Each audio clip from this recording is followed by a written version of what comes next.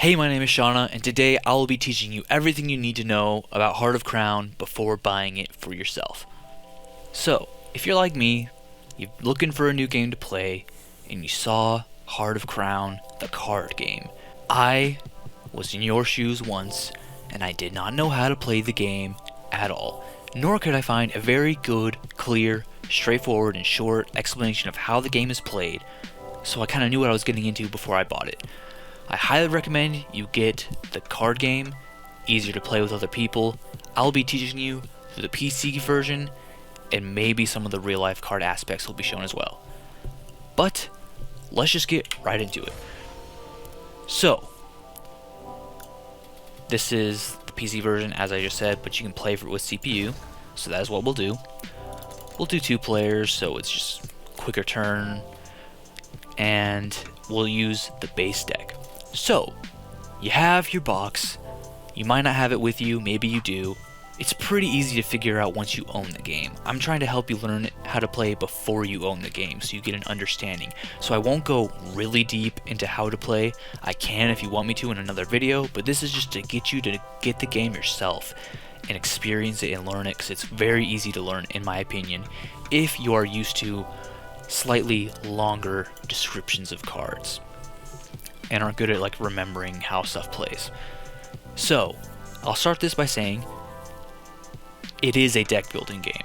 So, there's not thousands of cards to collect and trade. Some of you may be turned away by that. I was welcomed by it. I really like the idea of everyone having a sort of level playing field. There are some rare cards in the game, but they will always be available to all the players when they show up in the shop. So, you start with 10 cards as the main deck. There are quite a few of pre-built decks the game gives you to help you learn how it all works. Once you learn how it works, you then can make your own, use the randomizer cards included, just shuffle them up and just deal them out and see what happens. But I highly suggest starting with what I think most of the base sets, because there's 2 of them, I think they both include a basic tutorial game, so we'll play that one. Now, the way the game is played is each player gets a hand at the beginning, 7 money cards, 3 kind of filler cards. They can be helpful later on. You basically make money every turn. The money only lasts for 1 turn. You use the money to buy cards that either get you more money or have effects like this, drawing a card. Now, the goal of the game is to back a princess, which they're in on their own stack right here. They all have their own effects to help you decide which one you want to contribute to your strategy. They cost 6 money to get a princess. So clearly I'm not close enough at all. I've got only 3. So I need to pick my cards wisely, which I'll pick that one. It's a bit good basic 2 money card. And then as you build up enough money, you buy a princess, and when you do, she is on your side of the field. Once they're on your field, you will have a certain number of points available to you. Now the points are on this card. You'll see on the bottom it has a -2 with the crown. Those are the succession points. So if I used, let's say, 6 of these farming villages to have 6 money to buy a princess, you would have only -6 points, because the 3 most expensive territory cards are placed in your domain, so you don't have to worry about having -12, but you do have negative points that you'll have to make up to then reach 0 to then reach 20. And the first to 20 declares a coronation ceremony. This gives each player after you 1 more turn to reach 20. If they do not, you win. If they do, the people who reach 20 stay in the game, and it's a sudden death between you and them to see who can get to 30 first. Now, the cards, these are usually the only cards that can give you these points.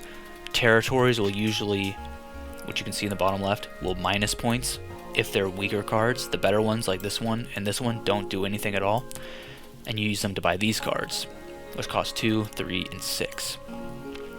Well, that's how much points they're worth. They cost 3, 5, and 8. When you buy them, they're shuffled into your discard pile.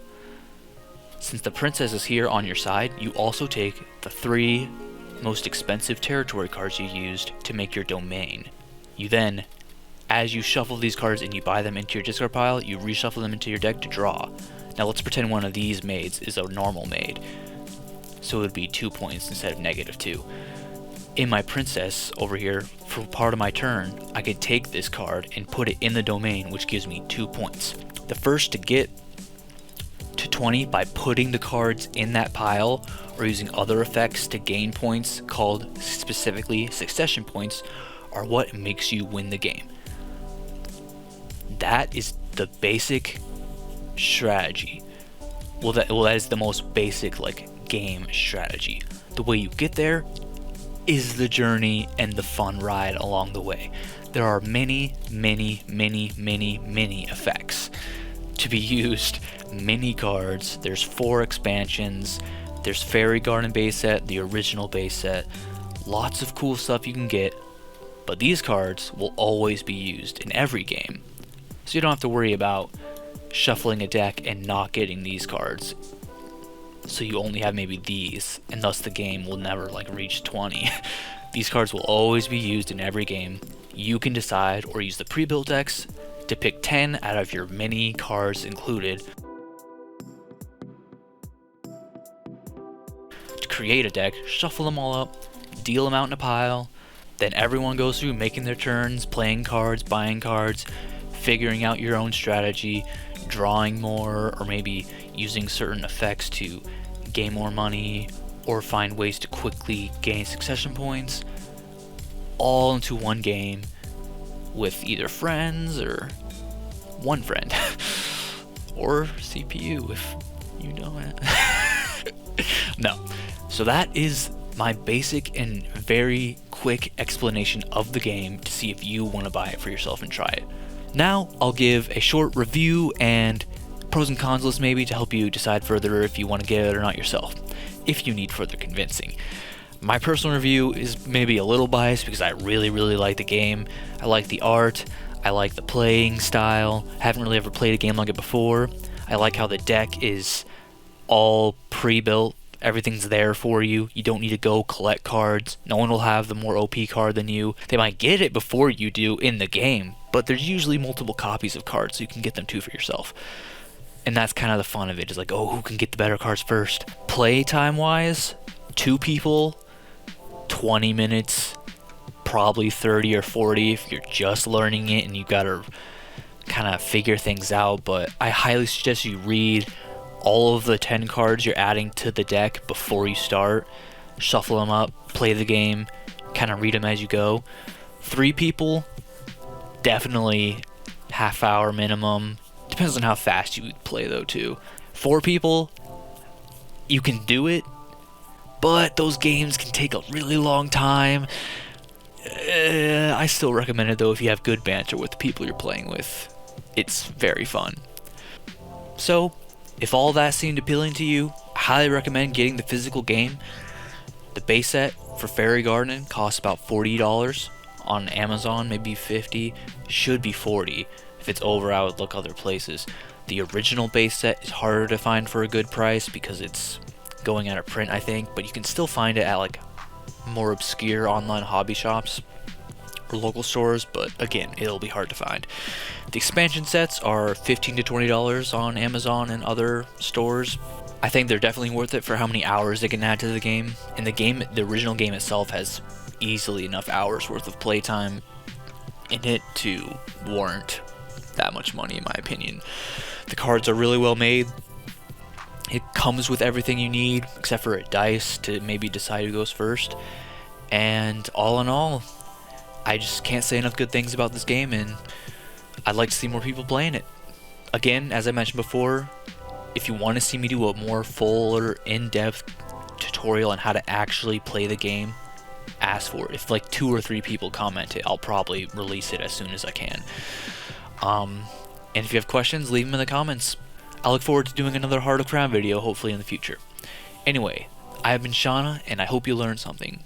See you in the next video.